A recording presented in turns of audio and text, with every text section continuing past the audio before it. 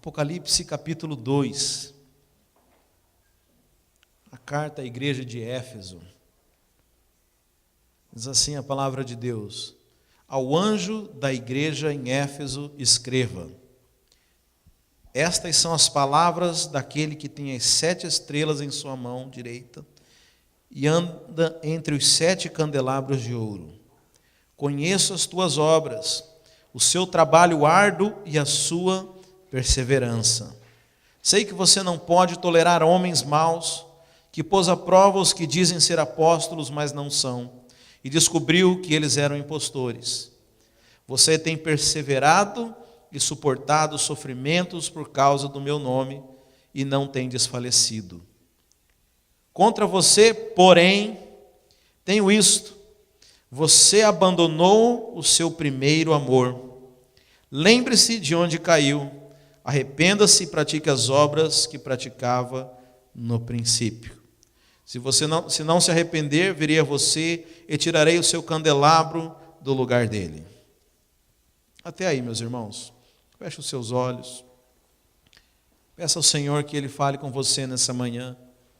Peça ao Senhor que não seja apenas um instrumento, mas que o Espírito de Deus venha falar com você através dessa palavra. Existe uma mensagem que foi estabelecida nos céus para que chegasse até você nesse dia. Peça que o teu espírito, que a sua mente seja levada a Cristo agora, para que você possa ouvir aquilo que Deus quer falar unicamente com você nessa manhã. Em nome de Jesus. Amém. Irmãos, essa igreja de Éfeso, então nós lemos aqui no Apocalipse, e é interessante que a palavra diz que começa aqui elogiando a essa igreja, falando que das obras, falando da perseverança, falando de qualidades dessa igreja. Mas é interessante que aqui fala que ela tem um porém, e é interessante que todo mundo tem o seu porém, todo mundo tem o seu defeito, ninguém atingiu a perfeição, todos nós temos qualidades e defeitos. E da mesma forma essa igreja, veja, quando a palavra de Deus fala da igreja, não está falando do prédio, não está falando do lugar onde eles se reuniam, mas está falando sobre aquela comunidade que residia lá em Éfeso. Da mesma forma, o Senhor poderia estar escrevendo para nós aqui, para esta comunidade, escrevendo para essa igreja, e Ele fala assim: conheça as tuas obras, porque a Bíblia fala que os olhos do Senhor estão sobre toda a terra. O Senhor conhece aquilo que nós temos feito.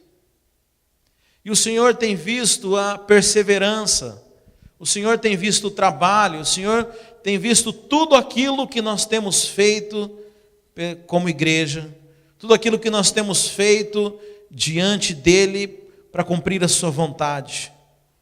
Mas Ele manda dizer o seguinte: tem um porém, existe algo, você abandonou o primeiro amor. Sabe, isso é muito sério, porque o apóstolo Paulo já dizia que ele podia fazer tudo, podia inclusive doar tudo que ele tivesse, podia sofrer todas as coisas, sem amor, de nada adiantaria. Sabe, esse é um problema que pode acometer as igrejas, e por isso que está na Bíblia Sagrada. Nós podemos começar a ser uma igreja ativista, podemos começar a ser uma igreja que tenha grandes obras, uma igreja relevante em nossa comunidade, podemos ser uma igreja que tem grandes resultados e atinge metas, e as pessoas começam a ter atividades. Eu vejo igrejas grandes que têm tantas atividades e são uma bênção na comunidade. Podemos ter grandes obras, mas a Bíblia fala que sem amor de nada adiantaria. E foi o caso dessa. Foi uma igreja que naquele momento ela tinha se perdido do primeiro amor. De nada adianta nós vivermos grandes coisas como igreja, nada adianta a gente ter cultos lotados, de nada adianta a gente ter as melhores músicas, os melhores pregadores, as melhores cadeiras, os melhores lugares, as melhores estruturas, se nós nos desviarmos do amor de Deus. Esse é o princípio das coisas. O relacionamento com o Senhor, o amor com Deus deve vir em primeiro lugar. Antes de nós desejarmos ser uma igreja relevante para essa cidade, antes de nós desejarmos conquistar muitas coisas, e isso não é mal, isso é muito bom, porque Deus, quando cria o homem, Ele diz: crescei, multiplicai e dominai. O desejo do Senhor é que nós cresçamos, multiplicamos e sejamos relevantes, tenhamos influência, exerçamos influência onde nós estamos. Mas antes de mais nada, nós precisamos ser uma igreja de relacionamento com o Senhor. Sabe, como eu disse aqui há pouco, se você buscar prosperidade sem ter relacionamento com Deus, você vai estar apenas alimentando a sua carne. Se você buscar qualquer coisa de Deus, sem antes estabelecer um relacionamento, você está simplesmente fazendo um jogo de interesses. Porque é importante que nós primeiro conheçamos a Deus. Sabe, muitas das coisas na nossa vida, nós buscamos por uma satisfação pessoal. Tem pessoas que se tornam escravas do seu próprio prazer. E é interessante que as coisas que muitas pessoas buscam são para satisfação dos seus prazeres. Se você parar para pensar por que você trabalha dia e noite, é para você pode estar em vários níveis. O mais básico deles é para você manter a sua sobrevivência. Porque você tem medo de faltar comida, você tem medo de faltar dinheiro para aluguel, você tem medo de faltar dinheiro para qualquer coisa. Esse é o nível mais básico. Mais uma vez que você supera e sai disso, talvez fale: agora eu não dependo mais de dinheiro. Não, agora você depende de dinheiro. Suas necessidades básicas foram supridas. Agora você tem necessidades que são sociais. Eu preciso de dinheiro porque eu preciso ter um sofá confortável, porque eu preciso ter uma cama boa, porque eu preciso ter móveis novos na minha casa, porque eu preciso de uma TV maior. Esse é um nível. Mas uma vez que você supre esses níveis, você vai para outro nível. Esse é o nível do conforto. Aí você vai para um nível social. Eu preciso de dinheiro porque eu preciso me sociabilizar. Eu preciso tirar férias com a minha família. Eu preciso desfrutar de descanso. Eu preciso desfrutar das coisas boas dessa terra. Ainda mete um versículo, fala assim: porque Jesus veio para eu ter vida em abundância. Mas sabe, e nada dessas coisas erradas, tá, irmãos? Nada disso é errado. Mas antes de você buscar satisfação nas coisas de fora, o Senhor, Ele quer satisfazer você. O Senhor quer ser a sua segurança. O Senhor quer ser o seu conforto. O Senhor quer ser o seu motivo de descanso e alegria. Você entende que o Senhor pode te dar tudo isso nele? Porque enquanto você mira nessas coisas de uma forma exterior, é como se você dissesse: eu não dependo do Senhor para essas coisas. É duro isso. Há um tempo eu estava analisando a respeito, ouvindo um missionário falando de uma cruzada na África e falando de tantos milagres que aconteceram naquele lugar. Pessoas que eram curadas, pessoas que... tantos sinais de Deus, e eu me questionava por que essas coisas não acontecem tanto aqui conosco. Mas aquele próprio missionário, ele explica depois o porquê que acontece lá. Ele diz que lá não existe hospital, não existe plano de saúde, não existem recursos. Então a última alternativa que aquelas pessoas têm era de um milagre. Quando elas vão para uma cruzada como aquela, aquele é o último recurso delas. Ou o Senhor faz um milagre aqui, ou semana que vem eu vou morrer. E sabe por que nós não vemos tantos milagres? Aí já é por minha conta, não é mais o missionário falando. É porque a gente não espera Deus agir, nós temos muitos recursos. Antigamente eu tinha mais fé, eu entrava com dor, eu tinha uma dor de cabeça, eu não ia tomar remédio, eu ia orar. Não que eu não tivesse acesso a aspirina, a sei lá o quê. Mas hoje eu fiquei preguiçoso. Hoje eu não oro, hoje eu tomo uma aspirina, porque é muito mais prático. Sabe? E nós vamos nos cercando de coisas que vão, não apenas nos cercando de cuidado, mas vão excluindo o sobrenatural. Nós vamos diminuindo os espaços para Deus agir. Sabe, nada contra tomar remédio, irmãos. Mas eu entendo que o nosso primeiro caminho deveria ser buscar o Senhor. Senhor, o Senhor quer operar um milagre aqui, ou o Senhor quer que eu tome um remédio? Porque veja, a Bíblia diz que toda boa dádiva vem do céu. Eu creio que remédio é bênção do Senhor também. Mas muitas vezes nós nos cercamos de tamanha segurança que não temos oportunidade de provar as mãos do Senhor. Você sabe, nós gostamos de ouvir testemunhos, mas 99% dos testemunhos que você escuta e acha bonito, eu tenho certeza que você não gostaria de estar nele. É o irmão que contou de um livramento, de um acidente onde quase que ele morreu. Você gostaria de estar lá? Não. É um outro que contou de um milagre que foi assaltado, o cara botou uma arma na cabeça e na hora de dar o clique não funcionou o gatilho. Você queria estar lá? Sabe, a questão é que nós temos medo de sermos desafiados e acabamos nos cercando de coisas que vão limitando a possibilidade de milagres acontecerem.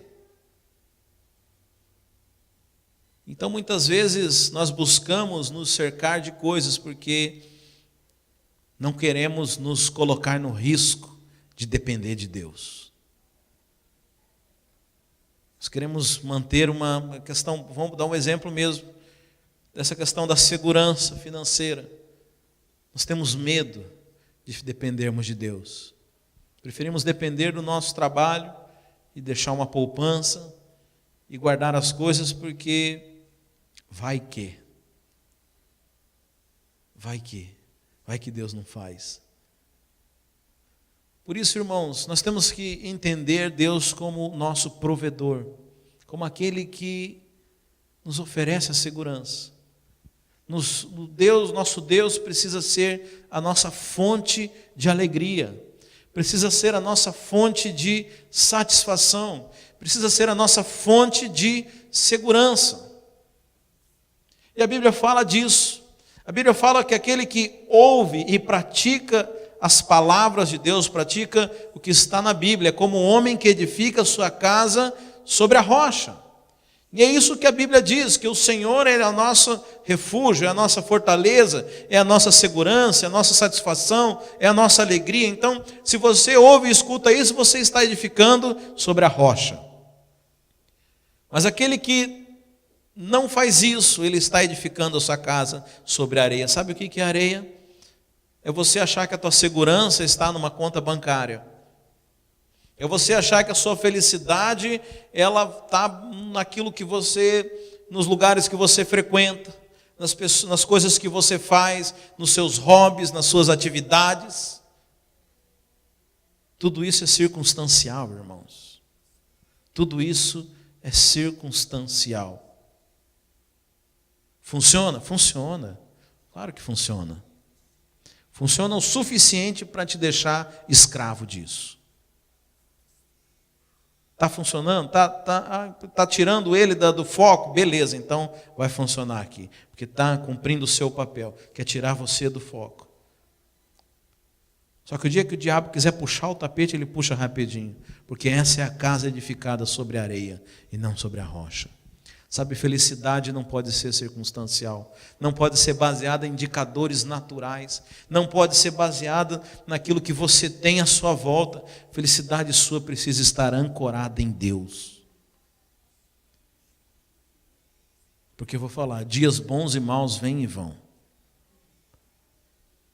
E aí você fica ao sabor das circunstâncias. Hoje você está feliz, amanhã você não está. Hoje você está feliz, amanhã você não está. E a menininha com as pétalas da rosa. Bem me quer, mal me quer. Bem me quer, mal me quer. Bem me quer, mal me quer.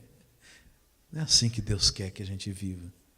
Então, quando a gente fala de um relacionamento com Deus, a gente fala de algo que é sólido, de algo que é estável.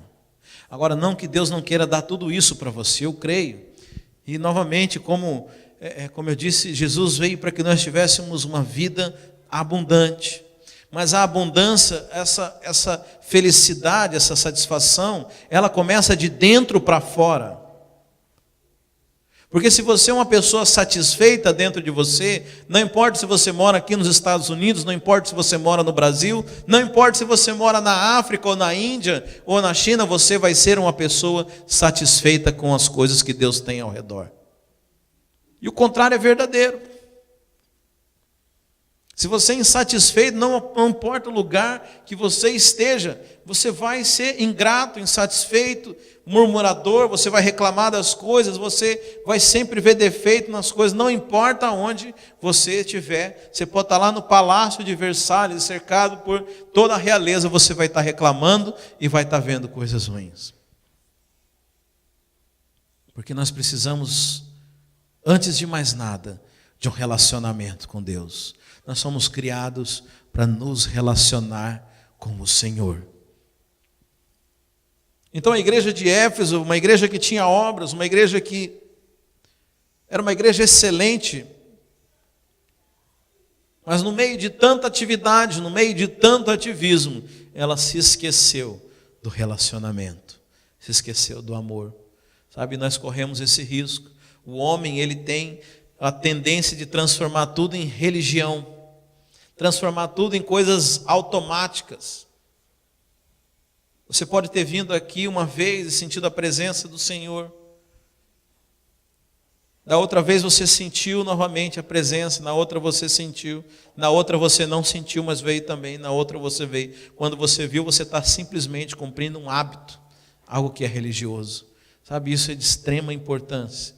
Porque tudo na vida, se a gente não tomar cuidado, ela se torna um hábito. Se torna algo que é automático. Sabe, isso é algo extremamente perigoso com as coisas de Deus. Para você ter uma ideia, no Velho Testamento, para se achegar diante da presença de Deus, no tabernáculo, no lugar santo dos santos, havia inúmeras regras cerimoniais, para que ninguém fizesse isso de uma forma comum.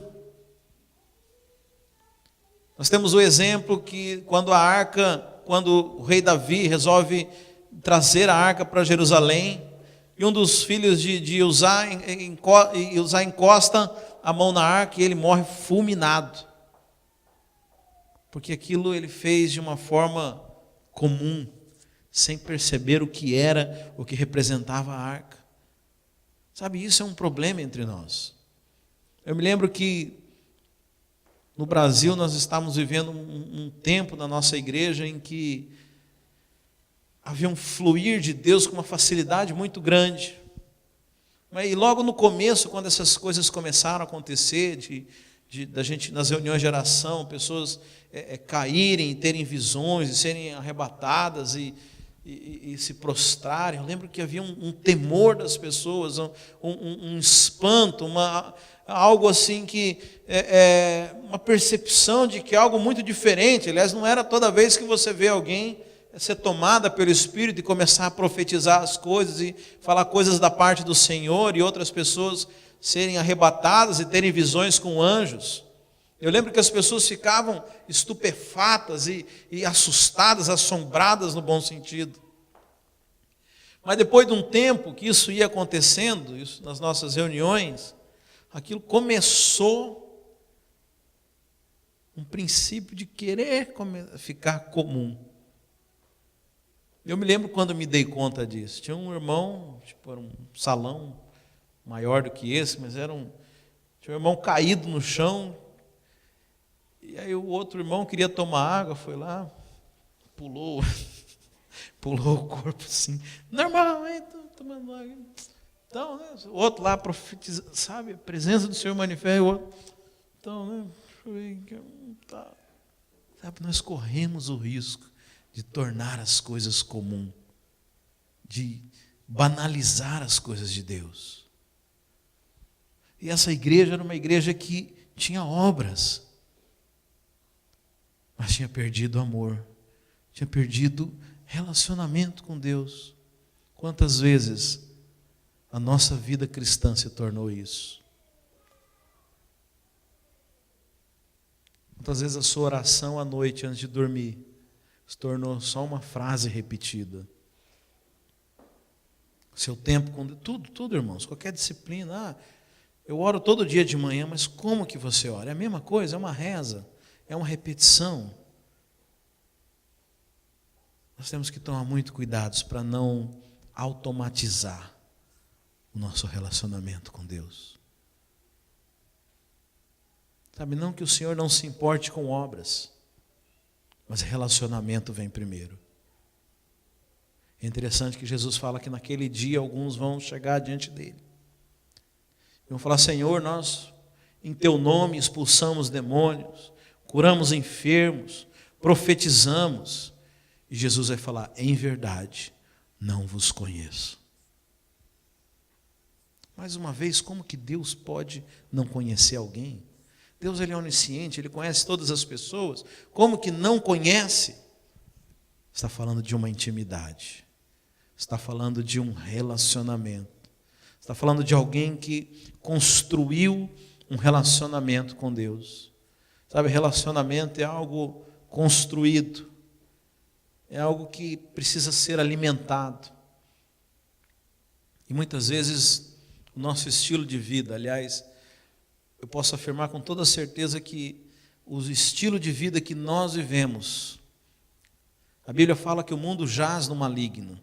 Então eu posso afirmar com toda certeza que esse estilo de vida que nós vivemos foi estabelecido pelo maligno para nos afastar do relacionamento com Deus.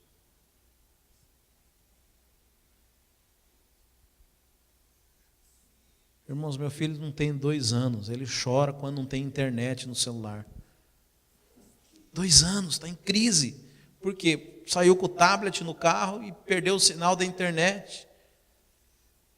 Onde que essa geração está indo, irmãos?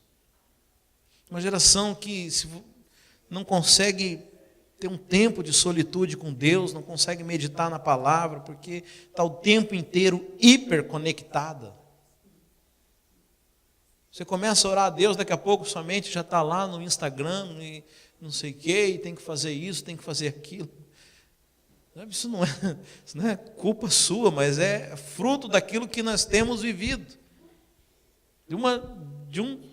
Ao mesmo tempo que nós somos tão cheios das coisas, nós nos tornamos tão vazios.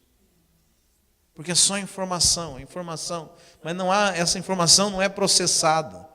Ao mesmo tempo que nós estamos tão conectados com os amigos, nosso relacionamento com eles não existe. Agora, final do ano, eu recebi mensagens de amigos.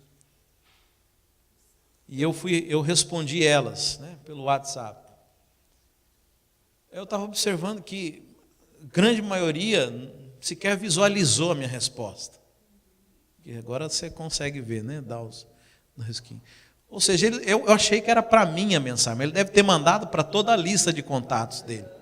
Então você tem a impressão: nossa, fulano lembrou de mim. Lembrou nada, você só estava lá na agenda do telefone dele.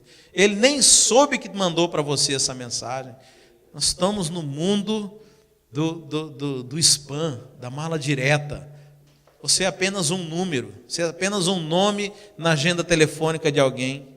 Sabe, é uma falsa impressão que nós estamos cercados de pessoas, porque o nível de relacionamento hoje das pessoas é 0. Eu estava recebendo um casal de pastores e seus filhos lá em casa, e muitas vezes a gente sentado, e uma coisa que eu não quero na minha casa, já falei para alguns irmãos aqui, é televisão. Porque pelo menos na época que eu via pessoas que tinham televisão na sala, ligava a televisão e aí está todo mundo conversando, daqui a pouco está todo mundo assistindo a TV. Eu falei, não quero televisão na minha casa. Só que aí agora tem um celular, né? E é interessante que, eu observando isso, na mesa de café da manhã, daqui a pouco conversa vem, daqui a pouco está todo mundo no seu próprio celular. São os nossos relacionamentos. A gente não consegue mais estabelecer profundidade, uma conversa profunda, porque se você está olhando tanto para o seu celular, você não consegue observar se a pessoa que está do seu lado está bem, está mal. A expressão, nós estamos nos tornando máquinas insensíveis. Antigamente, pelo tom de voz de uma pessoa, do outro lado da linha eu sabia se ela estava bem ou não. Hoje em dia a gente não liga, só manda mensagem. Aí tem que botar os emojis, né, para saber se a pessoa está feliz ou não. Mas entende, esse mundo nos tem transformado nisso. E o problema é a gente transferir esse relacionamento superficial que nós estamos começando a viver entre nós, transferir esse mesmo relacionamento para Deus. Porque se nós nos relacionamos de uma forma frágil, precária, superficial entre nós vamos nos relacionar dessa forma com Deus. A Bíblia fala isso. Fala, como é que você pode dizer que ama a Deus que você não vê, se você não dá conta de amar um irmão que você vê? Então, como é que eu posso dizer que eu me relaciono de uma forma intensa, profunda, verdadeira com Deus, que eu nem vejo, se eu não dou conta de fazer isso com a pessoa aqui do meu lado? Olha como é sério o negócio, irmãos. Aliás, a igreja é isso. Deus se manifesta nos nossos relacionamentos. Por isso que a Bíblia diz, onde 2 ou 3 estiverem reunidos em meu nome, aí eu me manifestarei. Ele não é onipresente?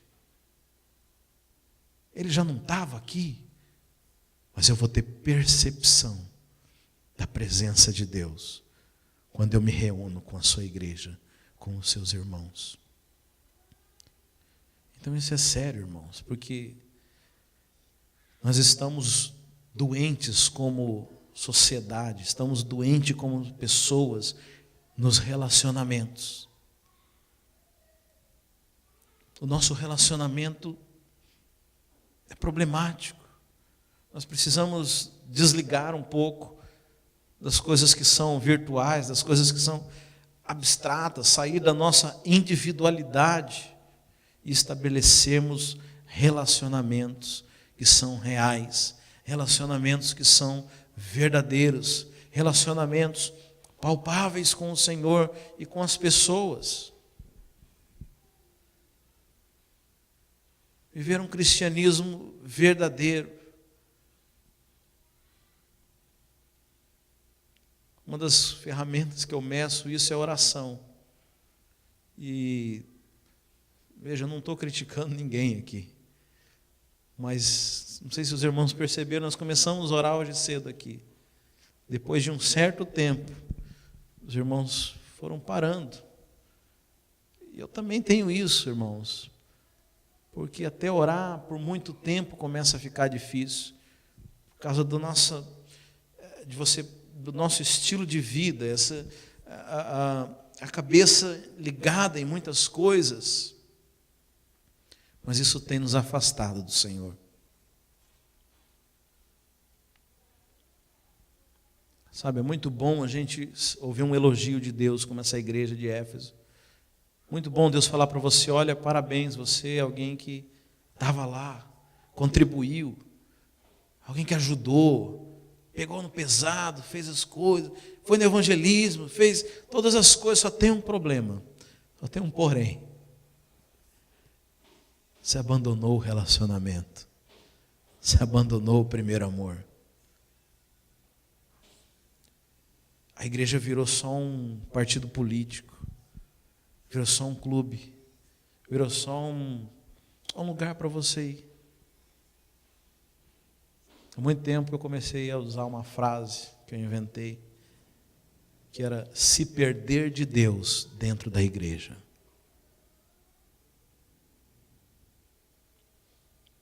E sabe, isso é muito comum entre pastores, mais do que com membros.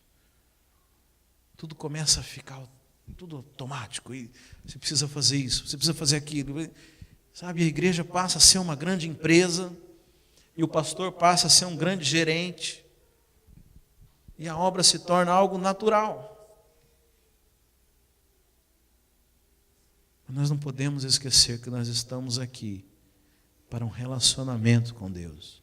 A estrutura é muito preciosa, mas se não houvesse a estrutura, se nós estivéssemos nesse momento reunidos, apesar do frio, debaixo de uma árvore, a presença de Deus poderia estar lá da mesma forma. Aliás, talvez seria mais fácil para a gente, se a gente não tivesse nada, tivéssemos só a presença, do que a estrutura. Nós estamos aqui por causa da presença. Estamos aqui por causa do relacionamento com Deus. Então, essa primeira palavra dessa série, o meu apelo, o meu desafio hoje para você, começar o ano de 2018, nesse primeiro domingo, a voltar às raízes, voltar ao amor, voltar àquilo que te trouxe pela primeira vez, ao primeiro sentimento, ao primeiro toque, voltar ao amor de Deus, deixar de lado o ativismo. Como eu falei, o ativismo sem amor não tem sentido. É importante que nós fazermos coisas, mas como uma esposa que se casa com o marido, ela se casa por amor e não para fazer as coisas, mas nem por isso ela deixa de fazer as coisas, mas esse não é o foco, senão ela se torna apenas uma empregada dentro de casa. Deus não quer empregados, Deus quer filhos que se relacionam com Ele. Sabe, esse é o meu desafio para você, é o desafio para mim também. Como eu falei, há uma pressão tremenda do mundo para que esse relacionamento se torne algo escasso, se torne algo superficial, se torne algo tão distante e que a gente fique apenas nas obras, no ativismo, no participar das coisas, no fazer as coisas. Mas o mais importante é o relacionamento com Deus. Esse é o desafio que eu faço para você. Começar a buscar a Deus. Sabe, nós devemos orar ao Senhor. Você deve orar ao Senhor. Não para pedir coisas. Experimenta orar para conhecer a Deus. Você sabe, quem conhece não precisa pedir. Quem tem relacionamento não precisa abrir a boca para pedir as coisas. Muitas vezes a gente precisa pedir porque nós estamos distantes. E Deus atende, porque nós continuamos filhos. Mas é interessante que parece que tem alguns filhos que têm a preferência de Deus, que são mais abençoados que outros. Mas Deus não tem filhos preferidos. Mas tem filhos que o preferem mais do que os outros. Aqueles filhos que estão mais perto, que se relacionam, são aqueles que são mais abençoados. Só porque estão perto não são melhores que os demais. Você pode ser filho, mas você pode ser um filho pródigo, você pode estar longe. Ou você continua filho. Mas enquanto você está longe desse relacionamento, você não recebe, você não é abençoado. Não porque o Pai não queira te abençoar, mas é porque você não está perto para ser abençoado. Sabe, eu te proponho isso. A estabelecer um relacionamento verdadeiro, duradouro. Mais importante que tudo, irmãos, mais importante que todas as coisas, um relacionamento com Deus. Peça ao Senhor para que Ele te ensine a se relacionar. Sabe, nós precisamos voltar a isso. Precisamos voltar a relacionamentos verdadeiros. Precisamos voltar a contatos pessoais. E da mesma forma com Deus. Que o Senhor venha nos ensinar a relacionar com Ele. Que nós não sejamos uma igreja apenas de obras e de coisas e de grandes feitos. Que sejamos uma igreja de intimidade. Amém, irmãos? Coloque-se de pé.